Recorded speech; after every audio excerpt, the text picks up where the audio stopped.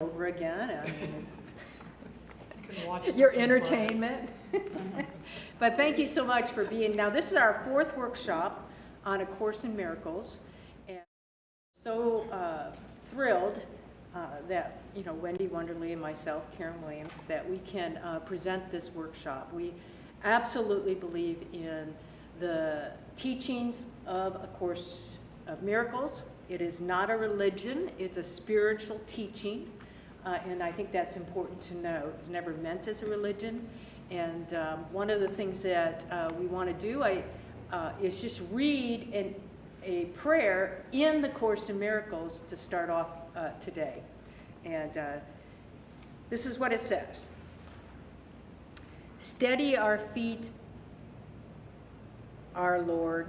Let our doubts be quiet and our holy minds be still and speak to us. We have no words to give to you. We would but listen to your word and make it ours. Lead our practicing as does a parent lead a little child along the way they do not understand, yet do they follow, sure that they are safe because their parent leads the way for them. So do we bring our practicing to you? And if we stumble, you will raise us up. If we forget the way, we count upon your sure remembering. We wander off, but you will not forget to call us back. Quicken our footsteps now, that we may walk more certainly and quickly onto you. Isn't that just beautiful? It's very beautiful. And that's the divine presence in us. That's the wonderful thing, is guiding us, leading us every step of the way. We are never alone. We are absolutely never alone. So we want to just check in. When we started this, we read what the introductory on the Course in Miracles says, which is nothing real can be threatened, nothing unreal exists. Herein lies the peace of God. So hopefully that's becoming clearer as we go through these workshops. And if not, go back, listen to them again, and hopefully the concepts are starting to sink in a little bit more, particularly for those of you that have really followed so far these three other workshops. In essence, what we know is A Course in Miracles says that you're dreaming, that the world that you look at with your eyes are an illusion, and that the real world is really only in heaven. And we presented, the three worlds of God, Eden, which is representative of the heart, and then the lower chakras, or the lower world, being earth. And so we really are in a dream state, and what we are working towards is awakening from that dream state. So that's part of the foundation that we've talked about already. We've also talked about the soul level healing, and if you caught the message this morning, I indicated that, how important it is, and how the Course in Miracles can actually help you in the sense of saying, hey, recognize what issues you have, accept there's something hidden behind that, which is probably some experience that you've had, surrender what you're believing about yourself that's not the truth, which is you are love and only love.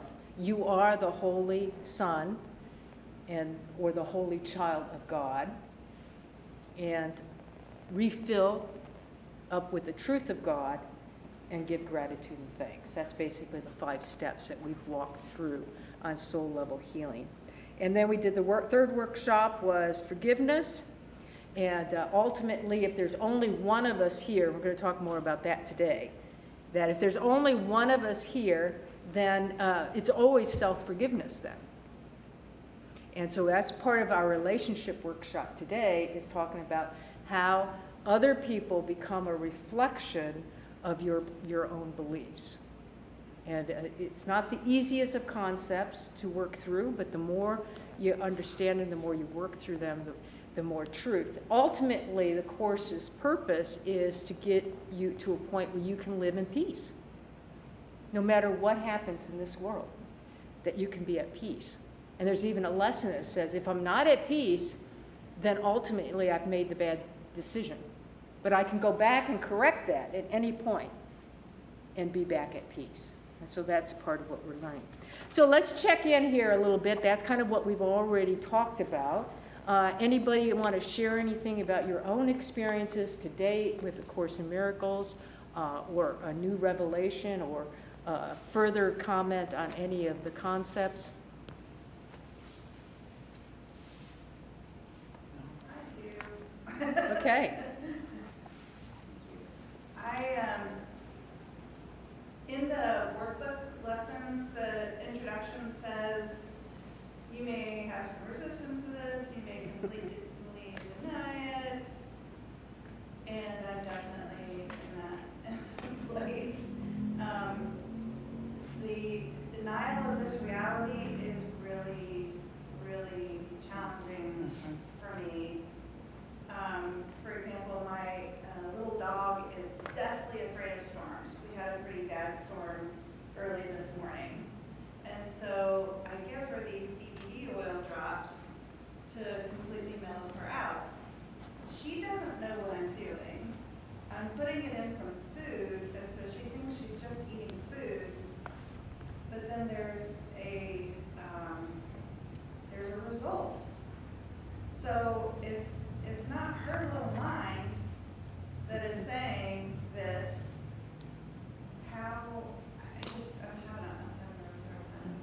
Yeah, and I think that that's one of the harder concepts of the Course in Miracles to grasp, is what do you mean it's not real and that you're in a dream state? And what you'll hear Wendy and I often say is, know the truth, but respect the illusion. And part of respecting the illusion is but we think we're here and we are getting along in this world with other people that look like separate bodies. Therefore, I'm going to respect that in the sense of I'm going to do everything I can to make my relationships the best, to be as healthy as I can with the body, even though my body's not really real. That's what the Course is saying. But at the same time, I have a belief in certain things. Giving your dog medicine or taking medicine yourself, there's a belief inside of you that that's helpful. There's nothing wrong with that belief. But if you have that belief, then do it. Respect the illusion. And take care of yourself and do whatever you can. But you also could have the belief that I need do nothing and I can be perfectly healthy. I mean, it's all about the experiences you have. So what I think is really important in this aspect of the realness or not is just to always remember that as you work that concept in your mind, there will be tremendous resistance to it, but as you're open to it, it makes more and more sense. That's all I can say. That once you get that concept, then you realize, oh, but everybody in the world is functioning that this is real. But I can step back and know that it's really not when it comes to how God really looks at this world. And part of what the Course in Miracles is saying is a loving God would not put you through what you're going through now on earth, because it's hell, and he has nothing to do with that. So how do you come to recognize, well then, why am I here? Because I'm absolutely feeling this world around me and the craziness of this world around me. Well, if I understand that I'm actually in a dream state, which means that we are in the mind of God, but we have fallen asleep, dreaming we're somewhere else. And everybody in the 8 billion people of this world are a part of my dream. And as I awaken from that dream, the more I will understand how the world is in fact an illusion. And I think you're going to see in this transformative time that we live in, far more of that kind of information coming out than ever before. because we are in an age where people are beginning to wake up to the fact that this world is far more an illusion.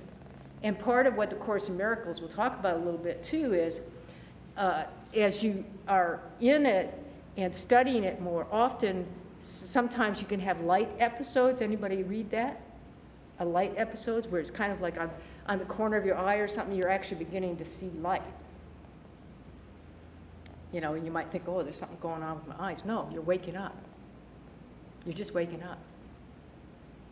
And the more that you can waken up, the more that it's kind of like it's a canvas, and it's kind of like it's peeling off, and you're beginning to see more of that there's not anything behind it. It's just, it's in a play, and people are all playing their parts. I don't know if that's helpful to you or not, but I'm just basically saying that's the biggest resistance at this point. I think is that concept of that, how is this not real? And then when you tell people, well, the person that you're married to is not real.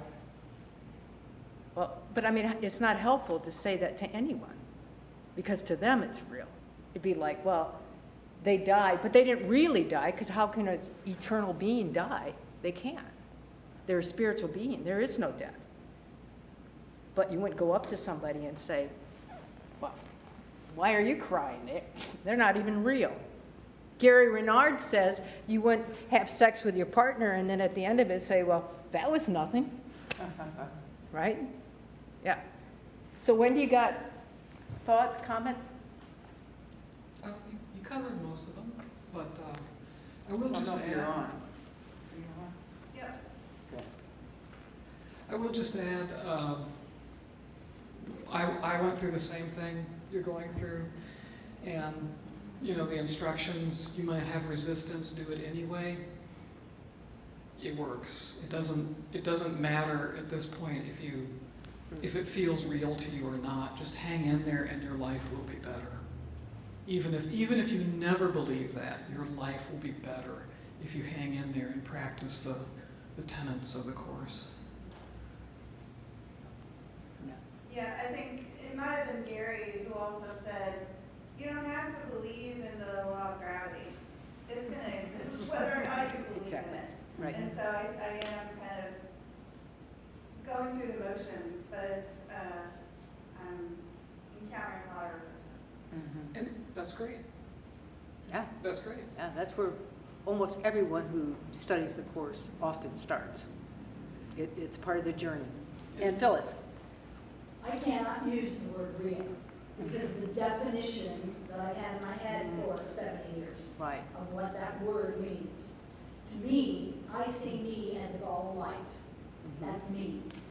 In order to survive on this planet, in this environment, I have to put a body on it. If I went underneath in the ocean, I would have to put deep sea diving equipment on in order to survive in that environment. If I went to the planet Mars, I would have to put a spacesuit on to survive in that environment. So no matter what environment I'm in, the me is this light has to have something additional to survive in that environment. But I can't use the word real. I think that's a brilliant way to look at it, and I would maybe suggest that you think of things in terms of truth and not truth instead of real and not real, as in the truth of God. Okay. Might be a way. And keep in mind too, you could not exist here without a body. I mean, that's the whole point. What happened is, we were only in heaven, and that's where the Course even says, a journey without distance to a place you've never left. The meaning of that is that you're on a dream journey, and at one point you thought you could separate from God. That was a tiny mad idea. And what happened then was kind of a fracturing of yourself, that oneness, into all these separate bodies. And then that was the creation of this ego that said, I want you to stay separated from God no matter what. And how best to separate? Keep fracturing, keep fracturing, keep fracturing. So my separate body, your separate body, You know, I mean, we can see it in so many ways. Take just the religion of Christianity, right? That started, Jesus never, by the way, he never taught, he didn't know what the word Christian was. He called his ministry the way. The church took it, and think about how many different now faiths there are just in the Christianity. And division, whether you're Presbyterian, you know, or Catholic, or, you know, I mean, it just goes on and on and on. Because that's what happens in this world, is a fracturing and a divide in this world.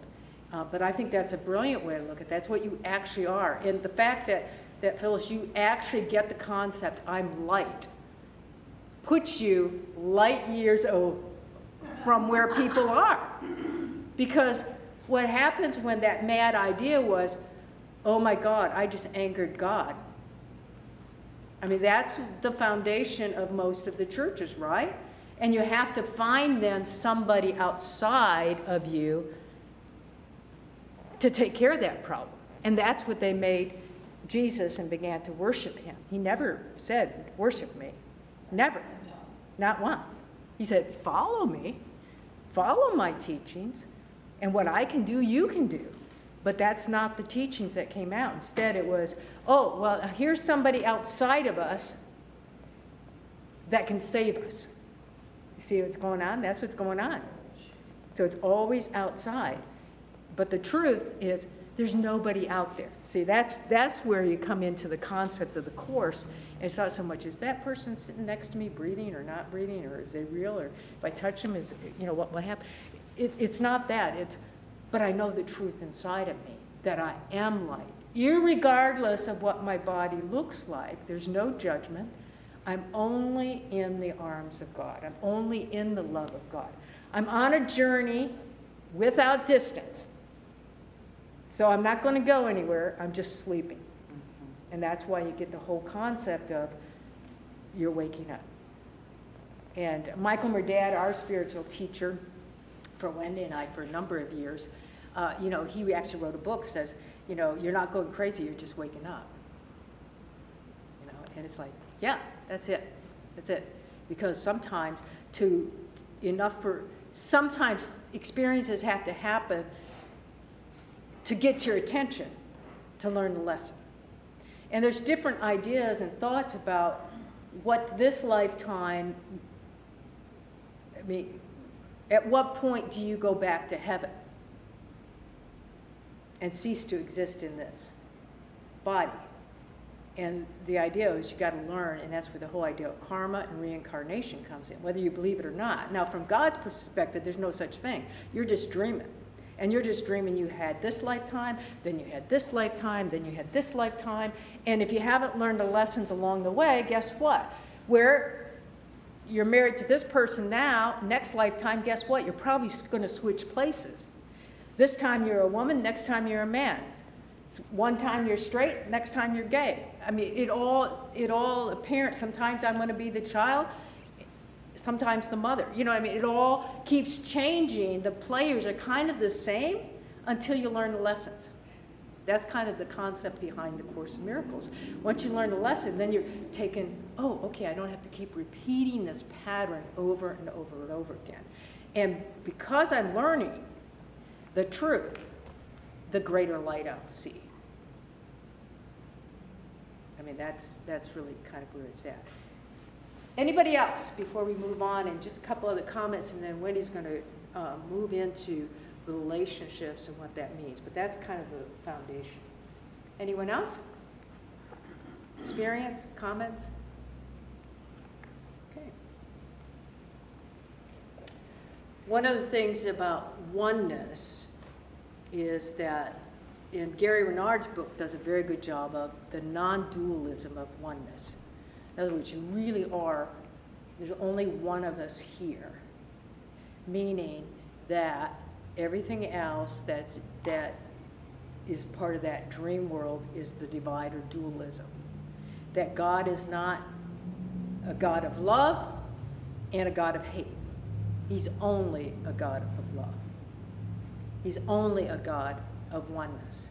And in that oneness then is that you are in fact the holy child of God. And I wanted to read this. I think it's the second quote on your page. Yeah.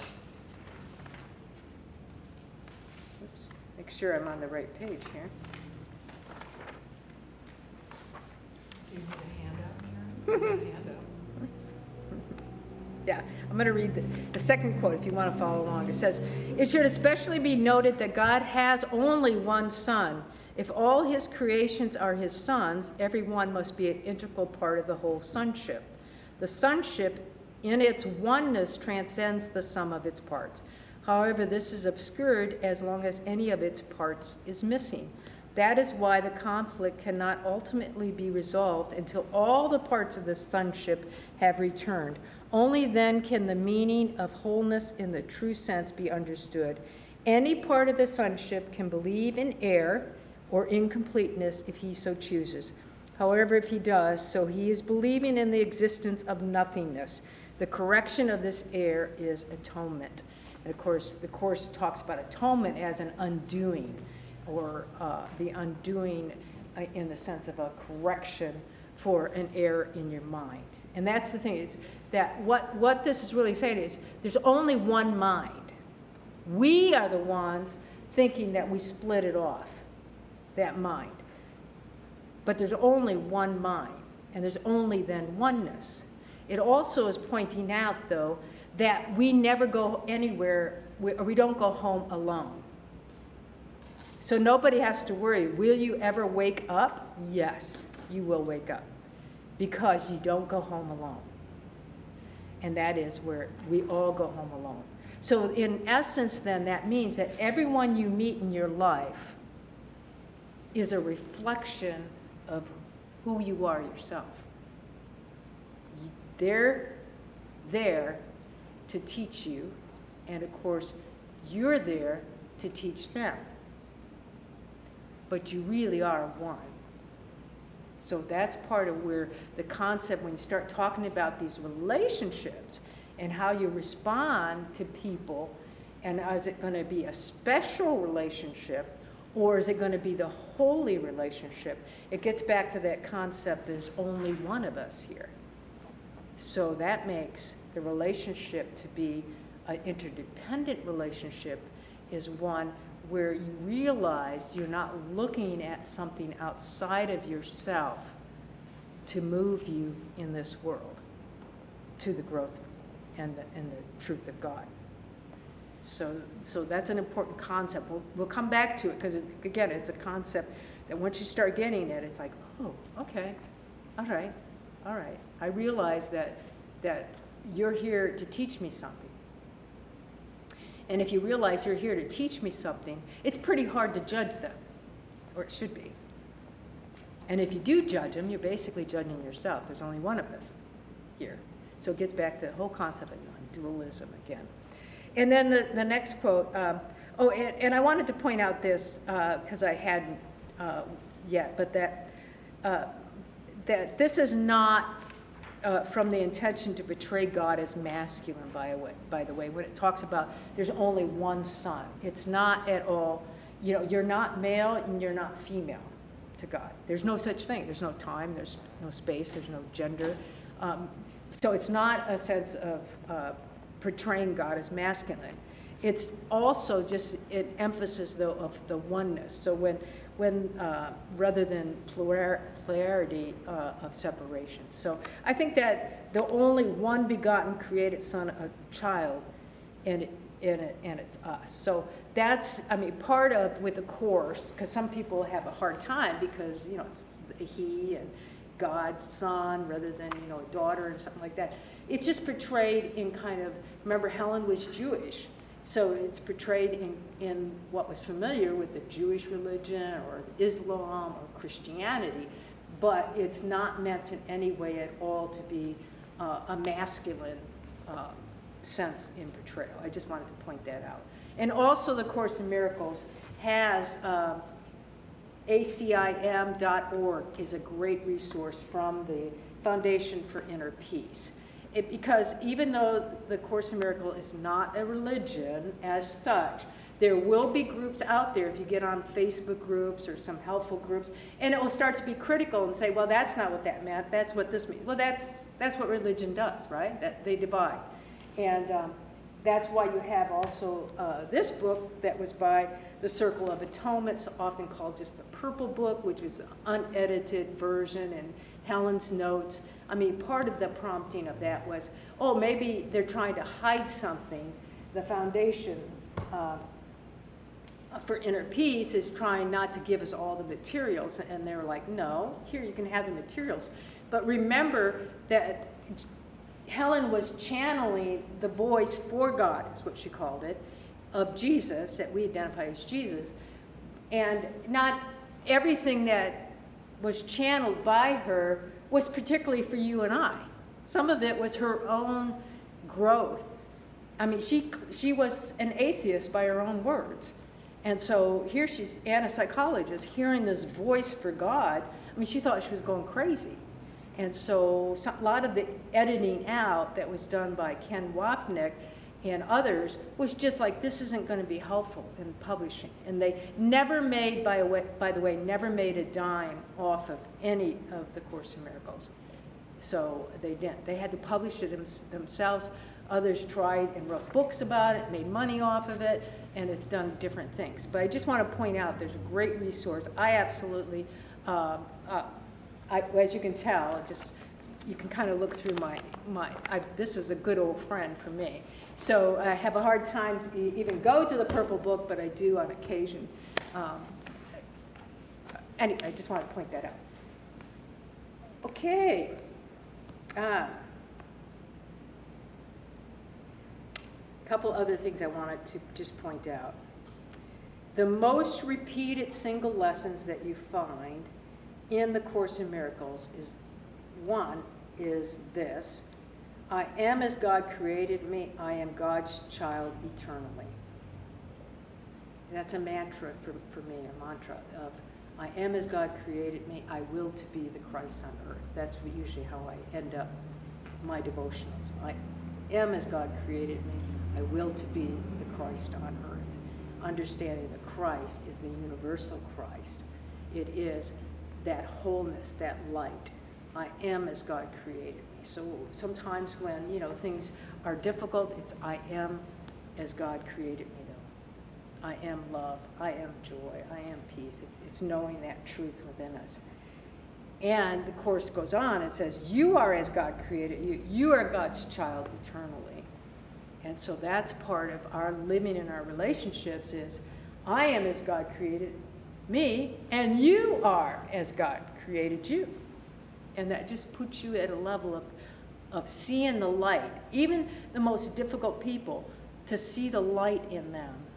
And at least acknowledge that I don't like anything about you that draws me to you in the sense of your actions and your behaviors. I think they're disruptive and harmful. Okay, fair enough. But I acknowledge that you are a child of God. See how that can help you? But I acknowledge that you're a child of God. And that's what we were talking about in the forgiveness workshop of, I don't like what you did, but I acknowledge and forgive you as a child of God. Yeah. I am as God created me is repeated in lessons 110, 162. And the other lessons that are often repeated, my mind holds only what it thinks with God. See again, getting back to that whole concept of oneness again, because it's really important if you're going to look at relationships to understand the concept of oneness as presented in the Course in Miracles. And it says, my mind holds only what it thinks with God. If I'm one with God, in that world with God, I'm going to hold the thoughts that God would have. And if you don't know what those thoughts are, I can tell you right now, it's the truth, which is joy, love, peace, abundance, the good things of life. The other lesson that's repeated is, God is but love, and therefore so am I. That's the one right now, currently. If you're following a lesson every day, that's the lesson that we're on today, is God is but love, and therefore so am I. I'm going to now read quote number 1, or does anybody want to read that on your paper? Going back to the first one, text 8:6-9. The journey to God is merely the reawakening of the knowledge of where you are always and what you are forever. It is a journey without distance to a goal that has never changed. Truth can only be experienced. It cannot be described and it cannot be explained. I can make you aware of the conditions of truth, but the experience is of God. Together we can meet its conditions, but truth will dawn upon you of itself. So there, again, you're on a journey without a distance to a goal that's never changed. In other words, God's always there. So you're going to start searching for someone in your life to make you happy. This is part of what I think Wendy's going to talk about. You're going to search for yourself. There's only one of you. You're dreaming about this world, but you are in the one mind of God. So there's just a couple more things I want to point out, and then Wendy's going to walk us through some things. Relationships reflect my lessons I need to learn about myself. Okay? Think about it. Relationships reflect my lessons I need to learn about myself. So why are you having a difficult time with these particular people? They have something to teach you if you're willing to listen. Or your relationships are going to reflect the learning that you've already had success in. And you're going to recognize those relationships are true gifts. It's not that hard to figure out, right? There's people you're drawn to that you love, you care about, and you recognize, well, why am I so happy when I'm with this person? Well, they're reflecting the parts of you that you really, really like and enjoy. And then those that have some friction are reflecting, well, maybe there's something I need to learn here. My husband's been dead for 19 years. And after about 5 years after he died, my kids were all about me starting to date and see somebody else that I could have a relationship with. And I told them I was perfectly happy on my own. I was not going to hurt them, for either the happy or the not so happy. Right. But the concept they told me, and I've always wondered about it a little bit, is that if I don't need somebody else to make me happy, which is what I told them, I don't need somebody else to make me happy. Right. I'm perfectly fine by myself. And they call that selfish. What is the definition of selfish? Is that a bad thing? Well, that's a loaded question. That's why I'm asking. However, it's very interesting because and I'm just going to take a shot at it, okay? And like usual, then, the real driver of the class and the intelligence of the class will answer. But to me, what they're saying there is you're not fitting a certain pattern or role that I think you need. Because where I'm at right now in my life, everything is about relationships. And am I not at a place, if it was, 19, almost 20 years ago, so my guess your kids were 20s, early 20s? Okay, what are you going through when you're in your early 20s? Yeah, there's a certain sense of how am I going to couple and what would that look like? I mean, you're coming out of the kind of usually sometimes the dating stage, or you're coming out of the I'm going to school, or I need to have this career, or, how am I going to work out all my relationships? And I mean, when I think about when I was 20 years old and the way I looked at relationships then is a whole lot different than I look at relationships now. And you're coming from a place of, hey, I recognize within me I have the resources, and nobody, I mean, you nailed the class. You didn't have to take this class, but I'm glad you did. Because I think what you're saying is, I recognize I don't need someone else to make me happy. Because if I needed someone else to make me happy, I would basically be doing a business deal. Right? I'm contracting, this is what Wendy's going to get into. I'm contracting with you. And how it usually works is, I'll do this and this and this and this for you, but I expect you to do this, this, and this, and this for me. And a lot of times, I mean, traditionally it's, I'll stay home, raise the kids, but you need to go to work.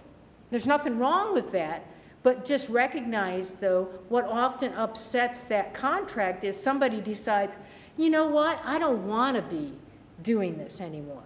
I want to go off and I want to just play my guitar, and I don't want to show up for 9 to 5 anymore and work and sustain the family. And all of a sudden, there's like all hell breaks loose in the family, right? It's like, what do you mean you're changing the rules? You're changing the contract. You know, and some people are able to sit down and work through it. But recognize what it is. The Course in Miracles basically saying, you're having expectations from other people, expecting them to fulfill a certain thing, and guess what? What happens when they decide not to? And what you were saying is, I don't need a contract with someone else. They weren't there. So is that selfish? Not at all. It's the only way you can really truly live, and because nobody can make you happy. Try, just, you know, I mean, how many of you really, after a little bit, it doesn't take that hard to, that much to figure out, I'm happy and I love being with this person. I love doing these things with this person. But as soon as you start saying to them, you're responsible to make me happy, they always fail, right? Because it's a contract. It's a contract. So to me, it's not selfishness. It's I'm recognizing that within myself, I'm responsible for my own happiness, my own well-being, and therefore, and how you're expressing it, I don't need someone. Now, you could look at it and say, but did you want somebody? And were you open to that? I don't know. You don't have to answer that, Phyllis. But if you wanted to, you know. But I meant that's the other part. Somebody in that position would have to say, however, do you want it, and are you open to it? That maybe could add a dimension in your life that would just create even more bliss than ever before. But that's a question you'd have to ask yourself in that position. Am I not wanting it because I'm afraid of it? Then you have some work to do. Or am I just not wanting it because I'm just content right now? This is where I'm at. This is where I'm at. Yeah. Okay, Wendy. Well, thank you, Karen, for that comprehensive preview. My mother died when I was 16, and she went on a few dates after that. When I was in my late teens, maybe early 20s, and then she stopped, and really just a few. And I asked her once, much later in life, Mom, why didn't you want to get married again or whatever? And she's like, oh, I just realized I didn't want to take care of someone else. So, kudos to you, Mom, and kudos to you, Phyllis. Okay, any questions? So Karen looked at relationships in terms of contracts, which, yeah, that's there. And hopefully that's there more or less on a conscious level. A lot of times there's other stuff going on too on an unconscious level that we don't even know we're doing or that we need. And these are things generated from past wounds, past bad experiences, whatever. And we keep dragging these things along, and we meet somebody and we think, hey, I'm dysfunctional and wounded, but I think you can fix me. I think you can complete me. So let's get together. Which, if we're really honest about it, no one would enter into that. And that's what the Course calls special relationships. Not special in the sense of good, special in the sense of, oh, isn't that special, sort of. And that's because if there is only one of us here, if there is only God, how can anything or anyone be special? So to call something out and call it special is actually to take it away from God and you to actually separate it out.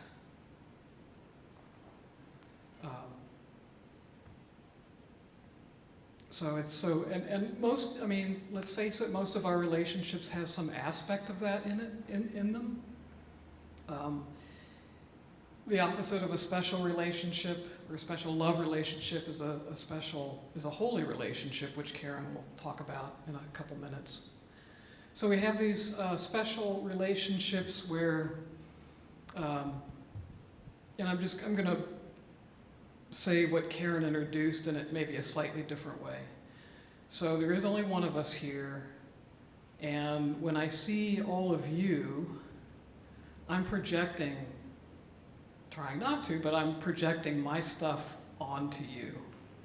And so, you're going to react to that, and then I'm going to have a reaction to that, but I'm going to project, oh, you're really great, you make me happy. I knew it. Of course.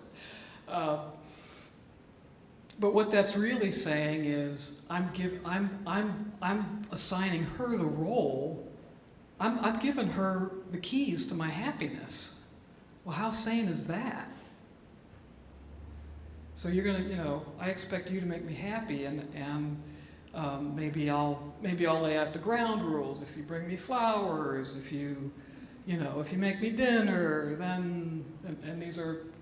It's another way of saying contracts, then I'll be happy.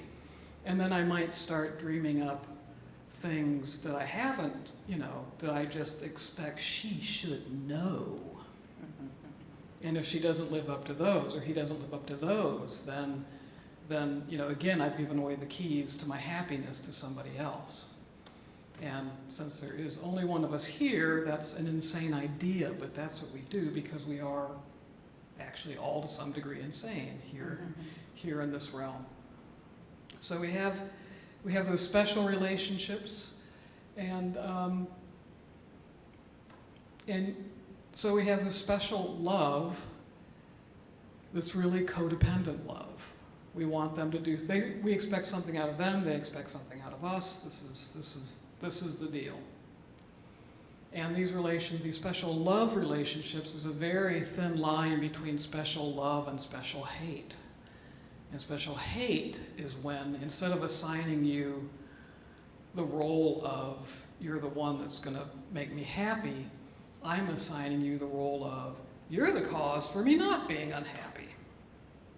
So this could be your partner, this could be someone on the news, a politician, someone in your family, someone you work with, it could be anyone or anything. It could be the weather. It could be your animal. Really, literally, we have special love and special hate relationships with all kinds of things. And our goal is to be conscious of that and take a step back and try and figure out what's going on here and why am I giving my power away? Why am I assigning these roles to other people? Well, I'm doing that so that on a deeper level, and the Holy Spirit is helping out with this, I'm doing that so that I can see them. in a way that I can get, in a way that I can understand. And if I can see them, then I can heal them. So that's the ultimate goal, whether it's special love or special hate. Or special K, I guess, you know, it could be in there too. But is it our job to heal somebody else? No. But is there anybody else? Our job is to heal our part of it. My job is to, I'm so, and it could be, I'm so jealous of your ability to play the piano, which is another way of saying I'm so admiring the way you play the piano. So I'm assigning you the role of creativity and music and beauty. But all that's already in me, or I wouldn't be able to see it in you. So I just recognize that. So my job is to recognize the other part of that. Hey, I'm seeing that in Phyllis because that's a part of me as well. And if I wanted to, like Devta is doing with her voice, I could choose to step up and find a way to express that. I could do that if I chose to. Or I could, I mean, there are any number of ways you could address that. Phyllis, you look like a question waiting to happen there. Later. Okay. Fair enough. You may very well touch on it, so. Okay. I'll wait. Okay. Let me see. What did I miss? Oh, I didn't read the quote. Okay. So the Course obviously takes a very dim view of special relationships. So here we go. They're calling it right here an unholy relationship. For an unholy relationship is based on differences, where each one thinks the other has what he has not. They come together, each to complete himself and rob the other. They stay until they think that there's nothing left to steal and then move on. And so they wander through a world of strangers unlike themselves, living in their bodies, perhaps under a common roof that shelters neither, in the same room and yet a world apart. Doesn't that sound like a fun relationship? Yeah, sign me up.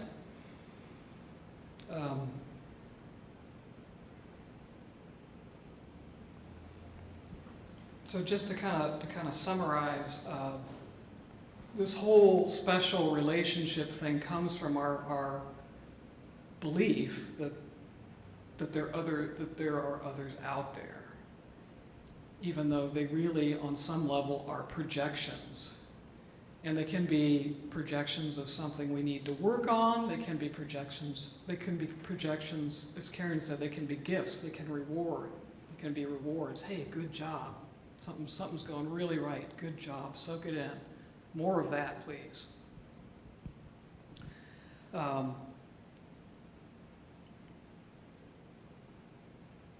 So really, it all gets back to oneness. Anything you want to add, Karen? I'm going to take on the next quote.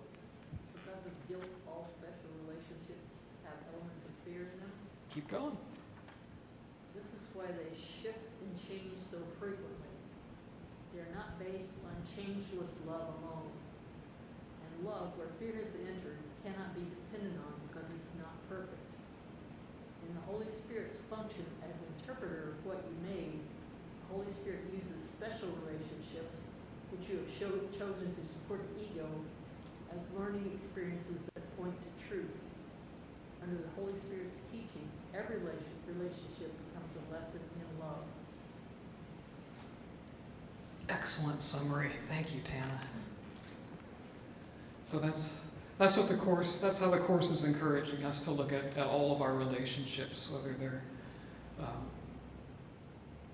whatever degrees of specialness is in them. Okay, Karen.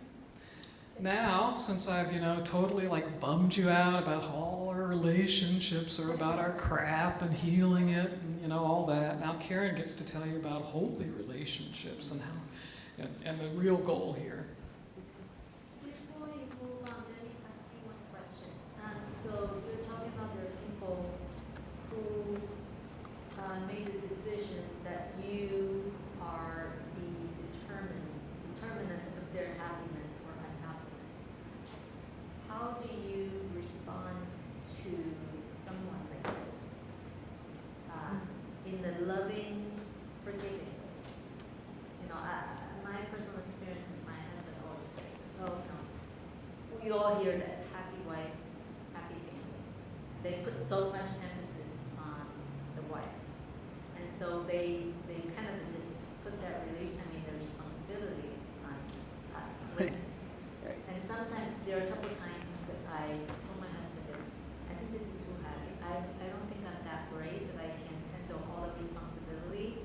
And I think you have your own decision to make and your own right to own it. And then I offended him that way.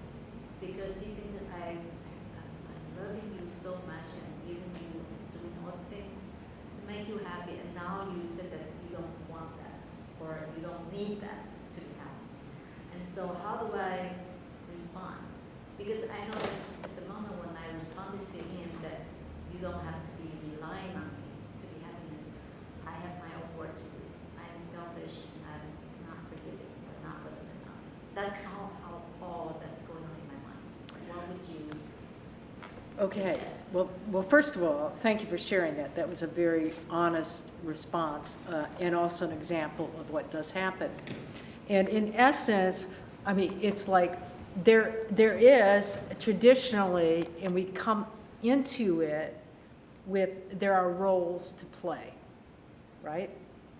And what the Course in Miracles is saying is that there's no roles for people to play. There's no male, there's no female, there's no wife, there's no husband, there's no roles that you should play at joining in a holy relationship because there's no differences. Doesn't mean that you're not different people in this world and different personalities, but from God's view, there's only one of us. See, there's no differences. And so what is happening, I think, in that sense, it's like, I'm coming in and it's important to me that you're happy. But I think there's probably a history of that's my role I play in a family unit is I am supposed to keep my wife happy.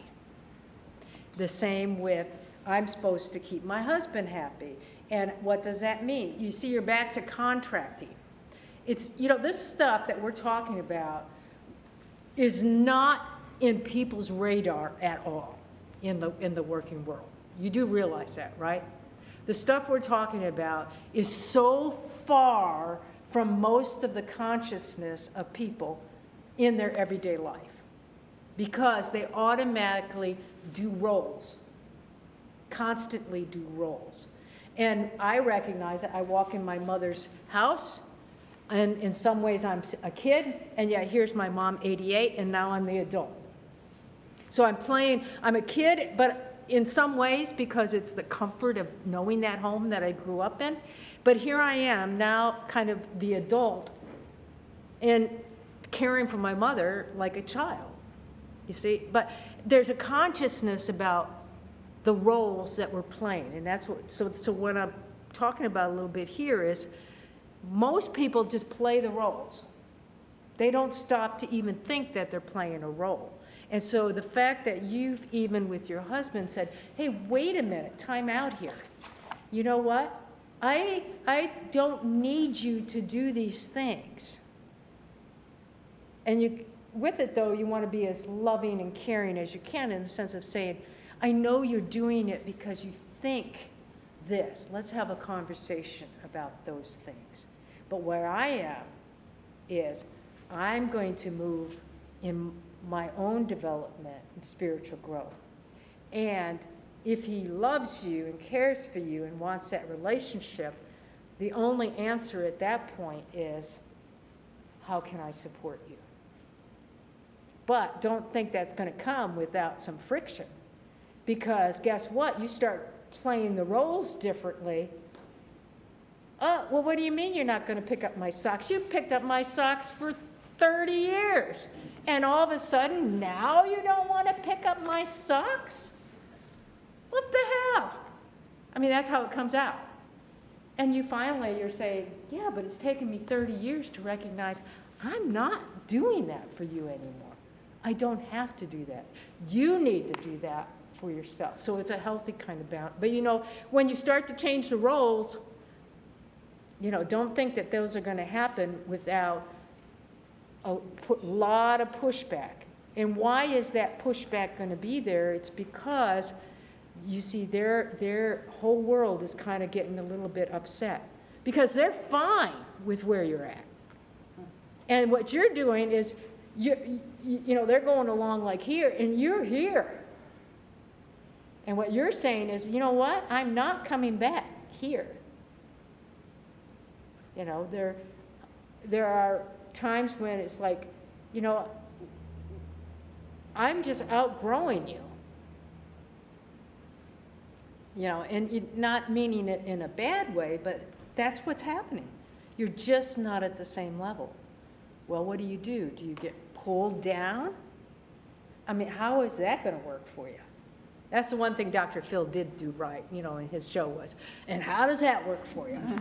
He did, that's one comment I think he made on his shows that are really pretty good, and how's that working for you? Well, it doesn't work. It doesn't work. So I don't know if I'm answering your question or not, but I think it's just you're on a path and you're growing, and he's on his path and he's growing, and in his mind it may be that you grow together because that's where you're at. And what you're saying is we don't have to be at that same level to be respectful and loving and have a family unit. However, I need to be honest in communication and be willing to take responsibility for my part at creating this friction that's happening, because I'm kind of changing the rules, and either you're going to support me or not. I mean, I see it in my family, where, I mean, in some ways it's like, he's the most miserable person I think in the world. That's my judgment. I admit it. I play it. I take ownership of it. But it's because my brother doesn't feel like he can do anything independent of his wife without his wife's approval. Because in his mind, that's what it is to be a good husband. And I'm like, are you kidding me, dude?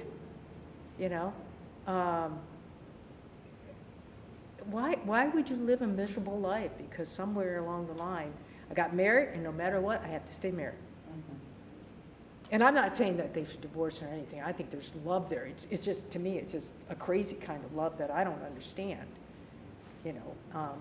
But it doesn't mean there's not love. But I mean, you can see it in a lot of relationships. Like, why are you guys together? You're not really very happy. At least it doesn't appear to be happy. And it's because they've locked into roles that they're playing, or into an idea of, I got to stay together for the kids.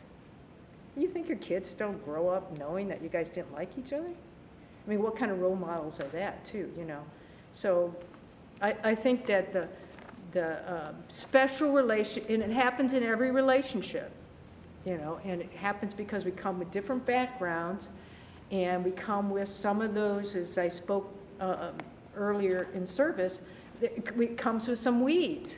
And sometimes those weeds of self-worth, where you thought, hey, I'm beyond this, and all of a sudden something is said and it's hurtful. And then but you're willing to say, in an interdependent relationship, you're willing to say, but I'm not going to make you responsible for that hurt. But I also don't want to talk to you right now. You see, and given space to kind of work things out and through. So, again, I just want to say the stuff we're talking about is not first grade in spiritual growth. I'm talking about some of the highest spiritual growth, because you're saying, I'm responsible for my happiness. I'm responsible for my beliefs. I believe I am as God created me. I am the light of God. I am the truth of God. And I am going to live that to the best of my existence and expression. And part of doing that is to be as loving as I can to everyone I meet, because now I'm not setting up specialness in the sense of, I don't think, yes, you have different preferences, we get that. But at the core of what I'm saying is I believe you're the light of God. I believe you're the light of God. I believe you're the light of God. I believe you're the light of God, and you're the light of God, and you have the light, and you have the light, and you have the light. You and you and you have the light. Therefore, I am going to respond to you in a way of helping that light grow, if I can, or certainly not diminish my light. See, it's responsibilities. It's amazing I stuff. think a lot of time also it is the language issue or communication. Mm-hmm. So I feel like I didn't grow up with all these languages, in terms of saying, in a loving and forgiving way. So when I try to convey what I thought, then he often perceived as a challenge or offense. But that wasn't my intention. Right. Yeah. Right. So I think, we're learning all this, but at the same time, the communication part, the language has to be there to serve a purpose too. Right. And that's the part that I myself, I know, has been learning and sometimes learning it in a hard way. And most of the time, in those situations when you say, hey, it came across this way, but my intent was not to hurt you. And for that, I apologize. However, let's try to get where there's a communication between us to help us grow. Because the holy relationships, according to the Course in Miracles, is a joining. It's, I'm going to be sharing with you, and you share with me, and we can grow and become better people in that sharing and in that combination. That's the holy relationship. So let's read the last two quotes on your page. Somebody want to read the second to the last one, which is text 22, introduction 4.4. Think what a holy relationship can teach. Here is belief in differences undone. Here is the faith in differences shifted to sameness. Here is sight of differences transformed to vision. Reason now can lead you and your sibling to the logical conclusion of your union. It must extend as you extended when you and they joined. It must reach out beyond itself as you reached out beyond the body to let you and your siblings be joined. Now the sameness that you saw extends and finally removes all sense of differences, so that the sameness that lies beneath them all becomes apparent. Here's the golden circle where you recognize the child of God. For what is born into a holy relationship can never end. Yeah. It's not necessarily an easy paragraph to understand, but it is talking about you're in a relationship enough to go beyond differences to the sameness of the holiness or the light within us. Now, to get to that point, it means that you have to recognize that holiness and that deepest desire in somebody's life. I mean, it's amazing, you meet some wonderful people that you think are so out there and so different. But when you really get at the heart of what people want in life, and we've seen this all over the world as we've traveled, that they want the same thing. They want love. They want peace. They want joy. They want abundance. That's why the more you understand what the light of God is and how that translates to the truth of God in us and in our heart, because it was a gift given to us when we thought we could separate from God. That tiny mad idea that put us into that separation of God, but God didn't say, well, good luck, hope it works out for you down there. What he said is, I'm going to put my spirit is within you. And that's what we talk about, the spirit in our hearts, that at the root of where we are is right there. And you can say, man, I know some people and they just seem like they're evil. I'm sorry, I don't see it. Well, It's roles that have been are playing out for us to learn. See, that's the other thing. It's Shakespeare's, all life is a stage and everyone's the players, right? Again, it gets back to the dream. You're having a dream. It's a shared dream because everybody in this room is sharing a dream. You're a part of my dream. I'm a part of your dream. You like me or not, I'm a part of it. So either you're going to look at that character and say, my goodness, how can they play that role? Because that's really what's happening. There's a lesson for us to learn in love, a lesson for us to learn in joy, a lesson for us to learn in joining and sharing and moving beyond differences. And they might play just the role of like, oh my God, they're the villain as far as you're concerned. Well, they're playing their part, and guess what? They're playing it perfectly. But it's just a stage. That's what the courses kind of say. It's just a stage. They're playing their role to get your attention so that you can learn. And they're either going to reflect lesson to learn. Remember, that's what we started with. They're going to reflect a lesson to learn, or they're going to reflect the lessons you've learned and the successes. And those are the ones you're drawn to and like, oh man, I really like you. I just love what you have and what you bring and how you add to my life.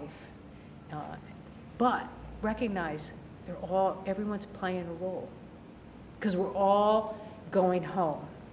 We're like pieces in a puzzle. And what we have to do is get all those pieces in the right puzzle, which means all within the sameness of love. That's the puzzle. I am as God created me. You are as God created me. I'm creating a picture here. Every piece is another piece in the love puzzle. And when it's all put together, then the earth will no longer exist. Why would it? I mean, that's basically what we're talking about. The disappearance of the universe. Yeah. Somebody want to read the quote of, I think it might be the last one, a holy relationship, starts. A holy relationship starts from a different premise. Each one has looked within and seen no lack. Accepting their completion, they would extend it by joining with another whole as themselves. They see no difference between these selves, for differences are only of the body. Therefore, they look on nothing they would take. They deny not their own reality because it is the truth. Okay. You are whole, I am whole, accepting that wholeness.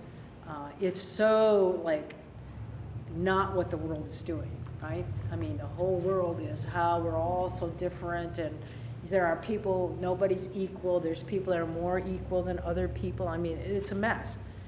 But we're transitioning, we really are. There is a transformation going on. And because those differences are going to fall apart at some point, because that's not where the heart of people,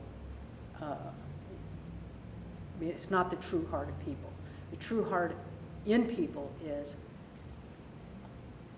I accept you as equality. Our nation's actually built on it, believe it or not, even though at the time it was thought of as just white men.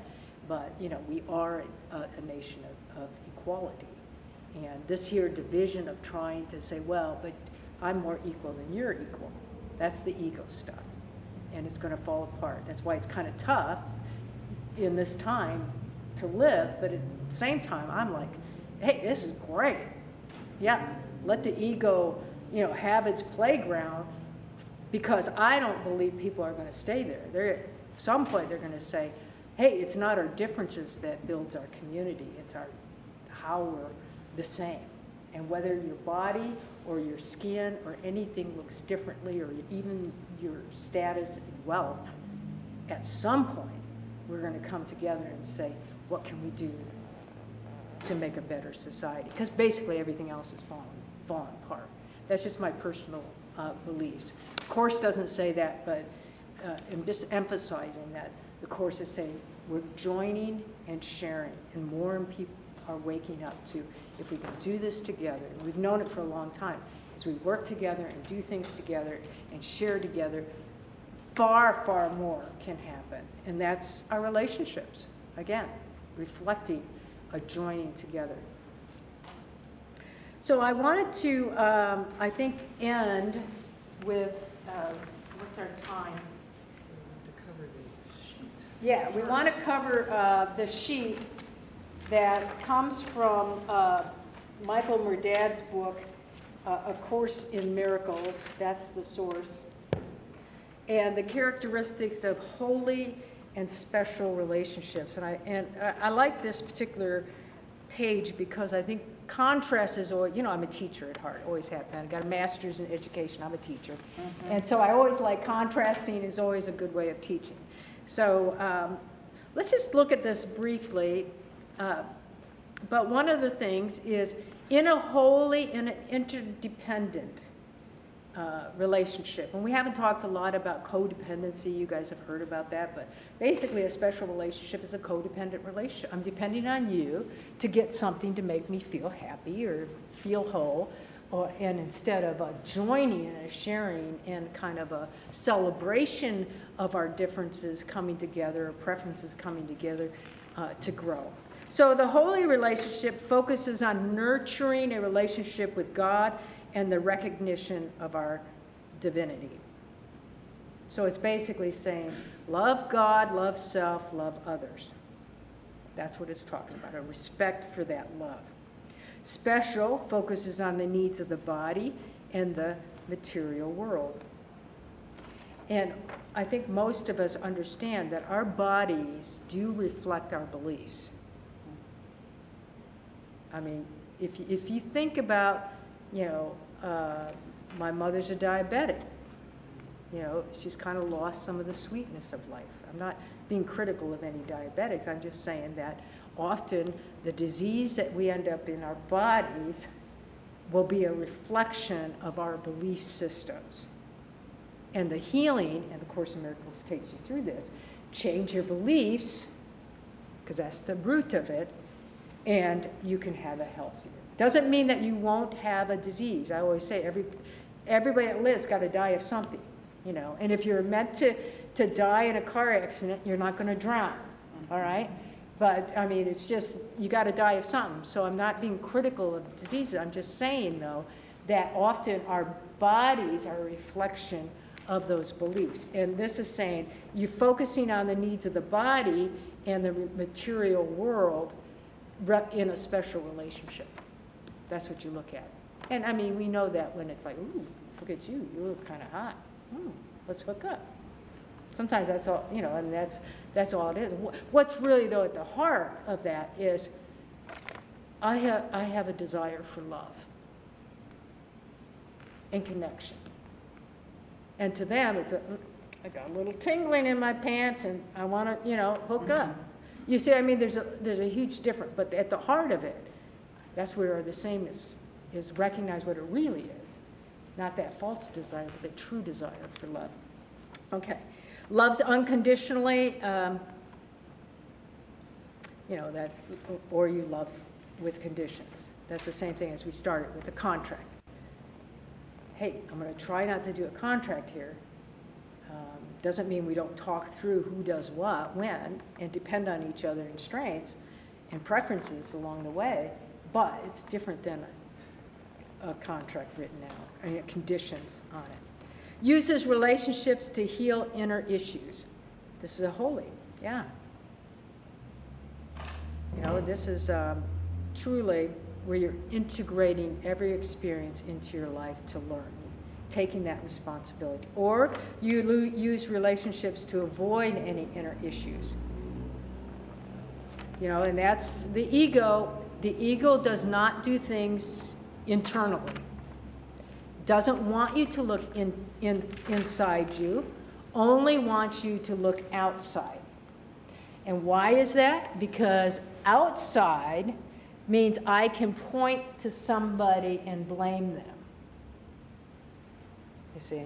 Internal means, ooh, man, it's only one of us here. Maybe I should take some responsibility to it. So it's a different way of looking at issues. One's always outward, The other one is, well, if you didn't do that, you know, then this wouldn't have happened, and, you know, you broke your contract and whatever. Or, hey, I take some responsibility here because it's happening outside of me. How can I learn from this so I don't keep repeating the same issues? Okay, takes responsibility for personal issues. I just said that. You know, blames others for their personal issues. So, you know, you got to be willing to say, what are the thoughts I'm having about this? You know, I mean, some people, they just chatter in their mind. They never stop to think, hey, what are my thoughts? What are with thoughts are my feelings? And feelings are always just reflecting what you're thinking about. You know, but and therefore I'm going to jump off on, because I feel this way, I'm going to go and do this action without any thought of, hey, wait a minute. Hey, what's behind this? That's the tracking and the healing process that creates a holy relationship. All right, takes responsibility for your own happiness. I think we covered that pretty good. I wrote a note here, the Alice in Wonderland, the Cheshire Cat. Can you tell me which way I ought to go from here? Well, that depends a good deal on where you want to get to. And Alice says, I don't much care where. Then it doesn't matter which way you go. You know? Are you going to live with intentions? Do you want the sharing, good relationships? You know, the more that you work on a holy relationships with yourself first, by the way. All of this is about self-relationship. You know, I mean, and we can be so hard on ourselves. And I just make one suggestion. And I got this from our spiritual teacher, Michael Murdad. Talk to yourself as if you're talking to an 8-year-old. So say an 8-year-old came to you and said, well, this happened, this, and this. Just think about it. What would you say to that 8-year-old or that 10-year-old? What would you say to that child? Do that to yourself. What would you say to yourself as a child? That's okay. I understand. You know, because this happened doesn't mean that you're going to flunk everything. You know, you didn't get a good grade. That doesn't mean you're going to flunk the class. You know, so you didn't win this competition.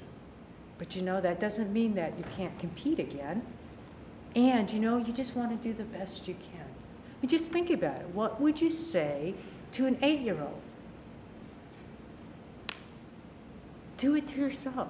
Love yourself as much as you would love a child. Have some intention. Where are you going? The cat's saying, hey, doesn't matter. Don't know where you want to end up, doesn't matter. No. The holy relationships don't do that. Holy relationships say, wow, I'm going to work in having good communication. I'm going to do kind things, good things. I'm going to be respectful. Oh, yeah, okay, I get it. You thought that wasn't respectful. It wasn't intentional, but I'll make a note of it, and I'll try to be different in that. Okay. And of course, the specialist makes others responsible for our happiness. Always high, you know, special relationships are always highly critical. Isn't it funny? And this is what Wendy was talking about, special love and special hate. Okay, so you meet this person and you fall in love with them, and then you're just like, oh, enamored with them. And then they become your ex. And all of a sudden, they're the worst person on the earth. Right? I mean, how quickly you go from special love to then a special hate. Same thing happens, by the way, in spiritual leaderships, you know, or somebody that you admire, a boss, you know, that to me it's always amazing how, oh, I loved the way that, you know, you presented, you know, your leadership in this, and you were just absolutely wonderful. And then something happens and they don't like it, or you did something, and all of a sudden they're like, I don't want anything to do with them anymore. How quickly it goes from special love to special hate, because that's being in a special category, where love says, we're all in this together. Sometimes we do good, sometimes we do not so good, but it doesn't change the love. And I'm going to, even though I may not want to marry you or move in with you, but I'm going to be respectful of you and loving of you. That's holy stuff. Practice forgiveness. Why? Because it's the way here. We have to forgive in order to get ourselves and keep ourselves at that higher level. We don't need that forgiveness from God. God says, you've done nothing. I see nothing. In his judgment, in his court, you come in and it says you're guilty of this, this, this, and this. And he says, no habla English. I don't know. What do you mean? You're only an innocent, holy child. I have no idea what you're talking about. There's no judgment. There's none. It's a wonderful thing. So you don't need forgiveness from God, but boy, do we need it to live here. Because forgiveness is always a reflection of self-forgiveness that says, okay, I'm going to move on. I'm going to move on. Okay. Encourages peace, joy, self-worth. You're just bringing the Spirit into everything. And of course, the opposite of that is you're guilty, you did this, shame on you, you're inadequate. It's all about judgment and it's all about separation. That's the ego's way. Allows us to see the holiness in others. And this is just a conscious awareness of our divine nature. And that's once you really get it, we're only one with God, really get it, then you have this divine presence and this divine awareness. And you never go anywhere alone. You never go anywhere alone because that divine presence, it's like you become more and more aware of, I think of it as like a holy hand just holding my hand and helping me. All I have to do is stop long enough to say, help me. How would you have me see this? It's never failed. A different perspective comes. A Course in Miracles. A shift in perception. Who would have thought? This is what the Course does. Absolutely amazing, wonderful, amazing, amazing stuff. So it allows you to see the holiness in others, and of course, special relationships looks for good or bad in others and avoid any inner issues as well.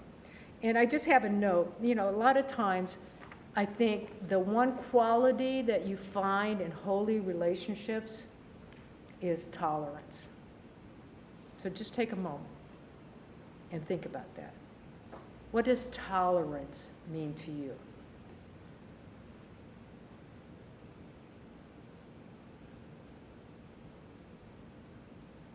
Accepting people for who they are. Acceptance, right? Anyone else? Tolerance. There's only one way to do something or to look at something. Right. There's another way to look at this. I'm tolerant of your views. I'm tolerant of your opinions. I'm tolerant of your differences. Anyone else? It's a great word. I've just recently really been thinking about it. A lot of the backstory to the definition of tolerance, though, is that I'm right, but I'm okay with your version of it. Yeah.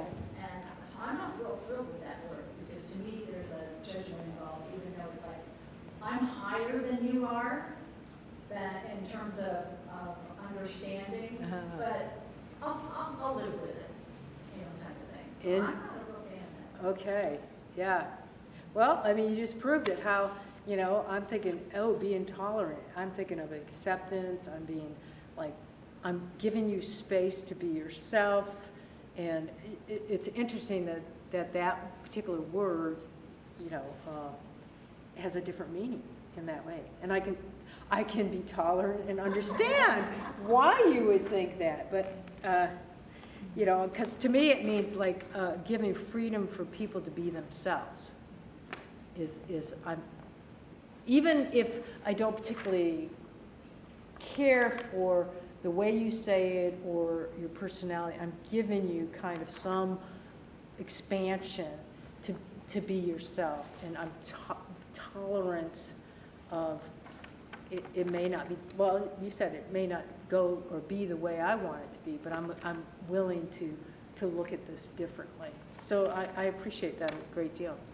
Yeah. So for you, you want to get a different word. Yeah. Anyone else?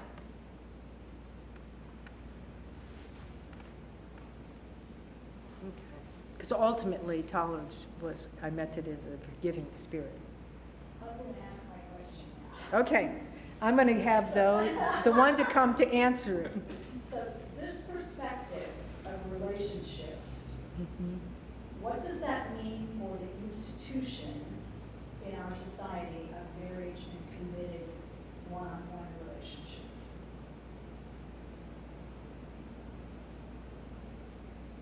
Are Well- you familiar with Robert Heinlein's book, Stranger in a Strange Land?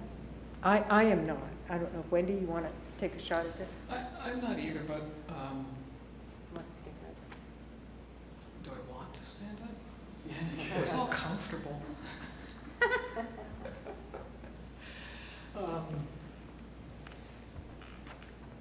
I've forgotten the question, and I had an answer. What this perspective of relationships, what does that mean for the institution of marriage and a committed one-on-one relationship? Well, I would return to one of Karen's mantras, which is know the truth, but respect the illusion. So in this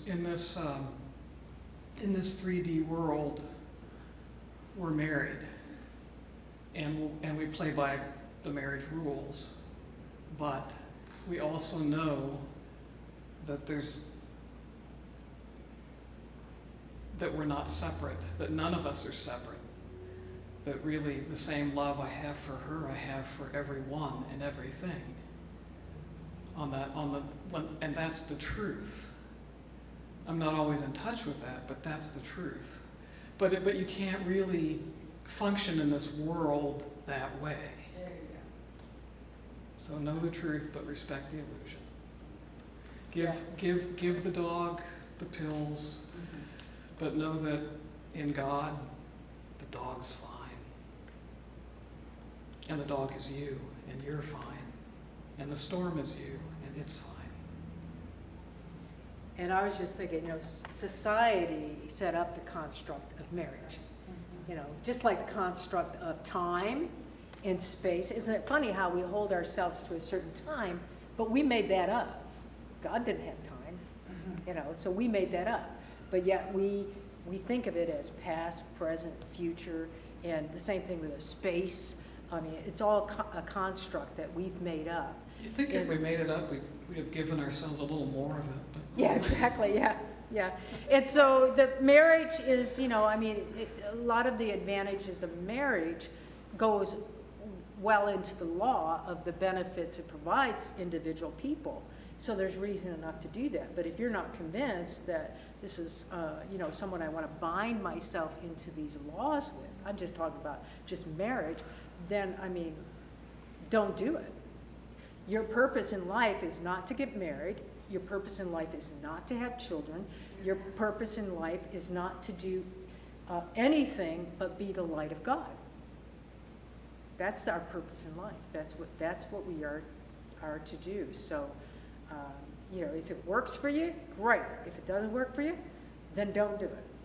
But a lot of it is construct. A lot of the whole reason for marriage is, to Function in this environment. right, and it's also, it's a construct of family values put on families and stability of, earning money in order for people to be successful. So if it works for you, great. If it doesn't work for you, don't. But I have to say, though, that there is, when you didn't have, like in our case, we didn't have the right to get married. And so we designed things around, well, that just never will happen. We were blown away when the federal law changed and we could actually get married. And then Wendy begged me. What could I say? and who wouldn't?